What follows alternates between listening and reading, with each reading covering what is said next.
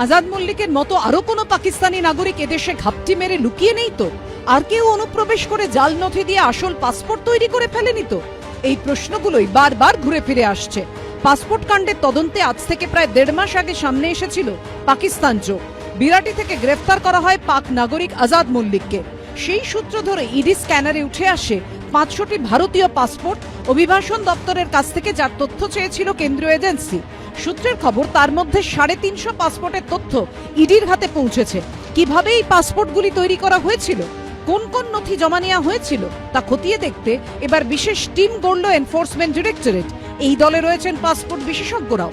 সূত্রের খবর, কোন পুলিশ আধিকারিকরা এই পাসপোর্টগুলির ভেরিফিকেশন করেছিলেন তার তালিকাও তৈরি করা হচ্ছে। কি কি নথি জমা নেওয়া হয়েছিল, ভেরিফিকেশন রিপোর্টে কি জমা দেওয়া হয়েছিল, তাও খতিয়ে দেখা হচ্ছে। সূত্রের খবর, তথ্য খতিয়ে দেখে ওই পুলিশ আধিকারিকদের জিজ্ঞাসাবাদ করবে ইডি।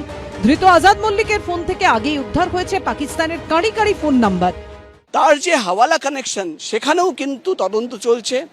কারা কারা বাংলাদেশে টাকা পাঠিয়েছিল বা কোন সময় বাংলাদেশ থেকে টাকা নিয়ে আসা হয়েছিল এই রাজ্যে, তার একটি তালিকা তৈরি করা হচ্ছে। তাদেরও জিজ্ঞাসাবাদ করা হবে।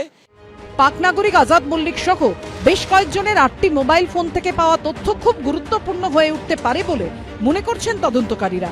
প্রকাশ সিনহার রিপোর্ট, এবিপি আনন্দ।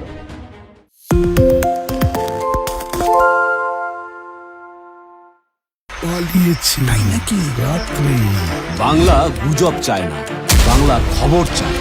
বাংলা খবর, বাংলার খবর। শুনতে পাচ্ছি না, বল না। আরে হ্যালো? 10 টাকাটা ব্যাপার নয়, আজকে 40 টাকা দিচ্ছি, কারণ 40 টাকা। বাংলা গলাবাজি চায় না, বাংলা খবর চায়। বাংলা খবর, বাংলার খবর।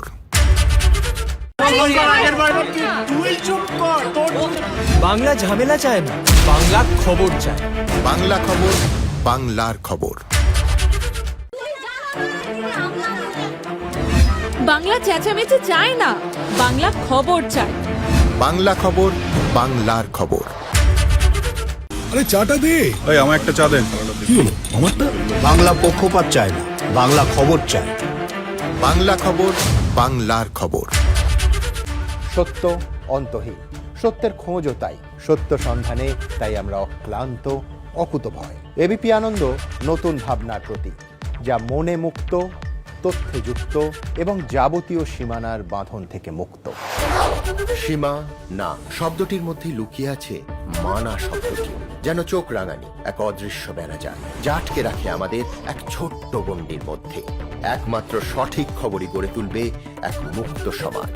সেই জগৎ গড়ার লক্ষ্যে কোনো সীমানার ঠুকুটি আমরা মানব না। এবিপি আনন্দ এগিয়ে থাকে, এগিয়ে রাখে।